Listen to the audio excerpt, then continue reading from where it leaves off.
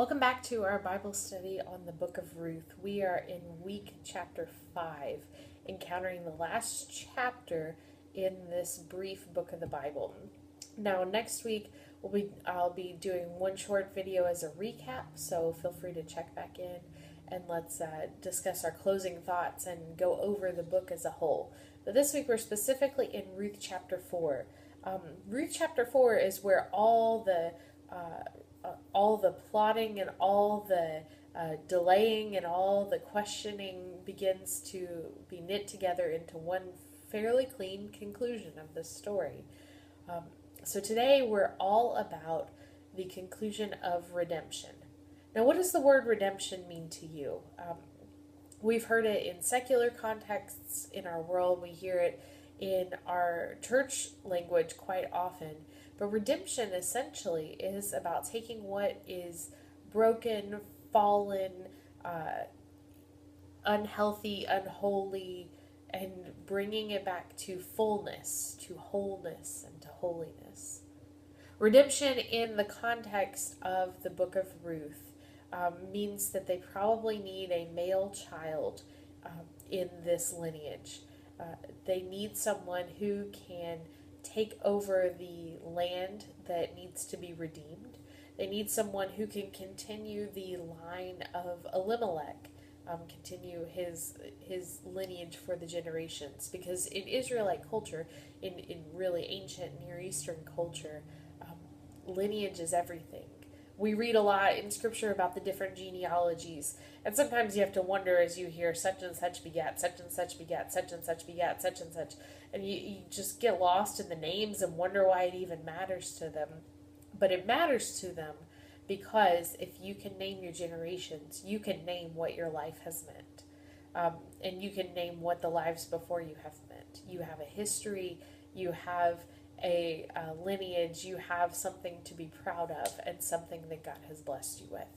So Elimelech's name needs to be continued through the genealogies, and this requires reclaiming the land from the tenants who were working it or the family who was temporarily taking care of it while they were in Moab.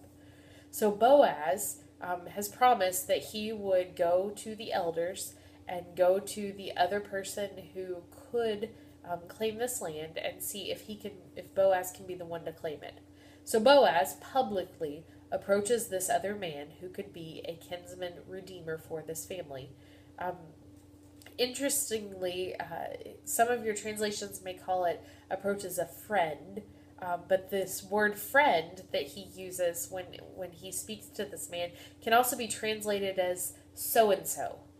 And what that means to us is that this other person is not even worth being named. In Scripture, they basically tell the story of Boaz talked to so-and-so. How odd is it that this man is so obscure to this story that he's just considered so-and-so? No name, just him over there. Well, anyway, so without a redeemer, this land will be sold. And so Boaz creates this public forum with witnesses so that they'll know who exactly is committing to this family and prevent this land from being sold by kind of like the community repossessing it. Boaz, when he first approaches this so-and-so, he only asks about the land. The scripture, the way it's worded, it says that he tells him about Elimelech's family, or in Elimelech's land, and someone needs to redeem it, and basically says, it's you, buddy. And the guy says, oh yeah, okay, I can do that. And he only tells him about the land. And the man is agreeing on to it and ready to go forward with it. And then Boaz slips in as a side note this, oh, and by the way, there's also a widow attached to this land too, Ruth. Why do you think that Boaz gets through this whole agreement process and then slips in Ruth kind of as a side note after he's agreed to it?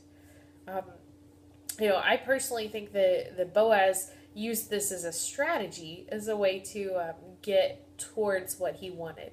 He knows that he can't shame this elder by saying, oh, well, you won't claim the land, so I have to.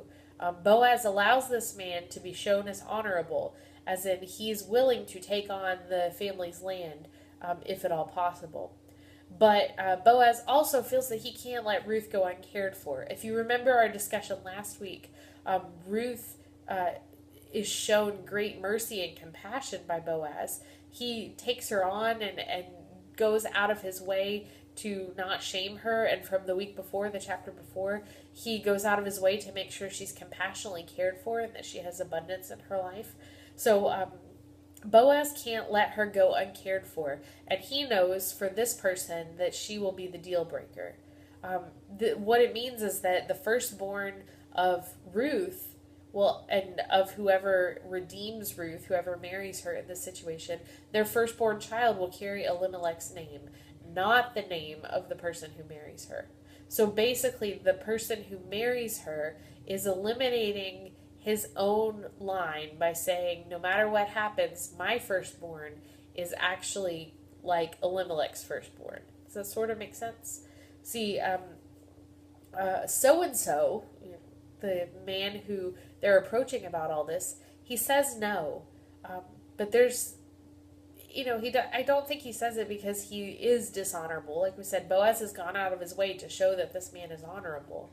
But he probably says it because he has a family of his own and he can't afford to have his lineage transposed to another person. Or maybe he has a wife of his own and can't afford to bring home another one because of, even in their culture where they had multiple wives, we've still seen throughout the other books of the Old Testament how much chaos having multiple wives caused many of the forefathers of the faith. So basically, he's given him an out because he knows that he's not going to be able to take on every bit of the responsibility of this.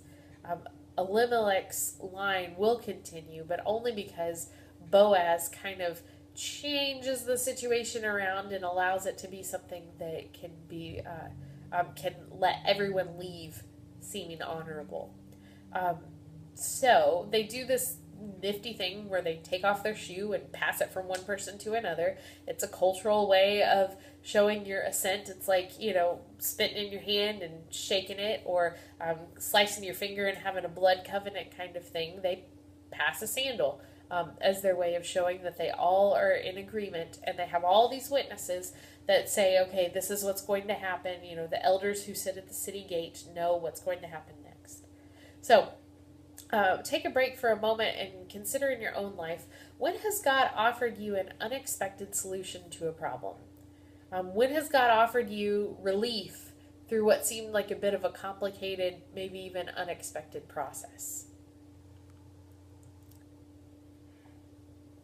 Many people find in their lives that God gives them ways to navigate systems that they know nothing about, to build relationships with people they never would have anticipated building them with, to have, a check in the mail that they didn't know was coming, or a basket of food surprise them on their doorstep. There's a multitude of ways that people find this unexpected relief from God. Sometimes even simply in the peace of their lives. But we all know that God continues to work for our redemption as people who follow him. So, then Boaz redeems Ruth, makes her his own and a part of his own life. Now the next part of the passage, the kind of the second half of this chapter, is really more of the celebration and blessing of what's been going on. So as Ruth and Boaz get married and have a baby, a son, who is then passed on back to Naomi and saying, this is your child and Elimelech's child. His name's Obed. So as this all pieces together and they begin the first years of their life together, there's this blessing that's said over them and over Naomi and over Obed and kind of about the whole situation. And the blessing talks about first the blessing of Rachel and Leah. And do you remember their story? Rachel and Leah are, like I said, multiple wives. They're two of Jacob's wives. Jacob, the father of the 12 sons of Israel. Rachel and Leah are two of the mothers of the 12 sons of Israel, the 12 tribes of Israel. And what happens is that Jacob falls in love with Rachel and begins to work for her father. And her father says, you have to work 7 years to earn my daughter as a bride price. Okay, so Jacob puts in 7 years of hard work. He doubles the size of his future father-in-law's flock. He does everything he can to care for it all, and then at the last minute at the wedding, the bride is veiled coming forward, and his father-in-law has snuck in the older sister Leah to be his bride instead of Rachel, the one he promised him. So Jacob kind of throws up a stink, but he doesn't try to get rid of Leah as his wife. He continues to keep her as his wife, and he works another 7 years to try to earn Rachel as his wife too. Now, why would this be the blessing that they're conferring on Ruth? Well, Rachel and Leah, even though their story and out of their lives and their handmaids' lives come these 12 children that are considered the 12 tribes of Israel, even though their story is complicated and kind of strange and a bit sister-wife kind of style, what comes out of them is a blessing beyond the generations. Their complicated family history, their complicated relationships, their kind of twisted and manipulative way of creating this family, God still brought redemption. God brought through Jacob the 12 sons whose descendants multiply beyond all measure. Then they offer to Ruth and Boaz and Naomi and Obed this blessing about Judah and Tamar. You remember last week I mentioned Judah and Tamar and what Tamar had done to manipulate the situation so that she could find redemption in a culture that was offering her nothing but loss. But Judah had to eventually function as Tamar's kind of redeemer, but it's almost like a connived incestual relationship. I mean, it's just strange the way it has to be manipulated and almost whoring herself out to create redemption in her own life. And yet this is the blessing that they pray over Ruth and over Boaz and over Obed and over Naomi. This is the blessing they give her, to be like Tamar. Why is this considered a blessing? I think part of it has to do with the fact that, again, out of this twisted and crazy setup of a relationship, there is redemption. How is there redemption? We find that if you trace the lineage, remember, lineage is important to these folks. If you trace the lineage even further, beyond just this book here in Ruth, Obed is the father of Jesse, who is the father of David. And out of the tribe of David, or out of the descendants of David, came Jesus Christ, who is sometimes named as the second David. Okay. Now, previously in this lineage is they all come from the tribe of Judah. Judah and Tamar's relationship, who comes previously from the family of Jacob. All of these broken relationships and goofy things happen in the lineage of David, who's one of the greatest kings of Israel, and then the lineage of Jesus Christ, who comes to be the ultimate redeemer of the world. What an incredible story of redemption we have. Not only do we have all these redemptions throughout the lineage, but we have the story we've been focusing on, where Ruth, an immigrant, a widow, and someone who is living in poverty, is redeemed through both the grace of God and the action of other people serving God. God is a redeemer. From starvation in the town of Bethlehem, basically God brought the redemption of Israel. So now for you, when have you experienced persistent love that even in the face of bitterness, denial, and manipulation restores your circumstances? When have you expressed this kind of persistent love? And what opportunities do you have to demonstrate that love and the grace of God to the people around you?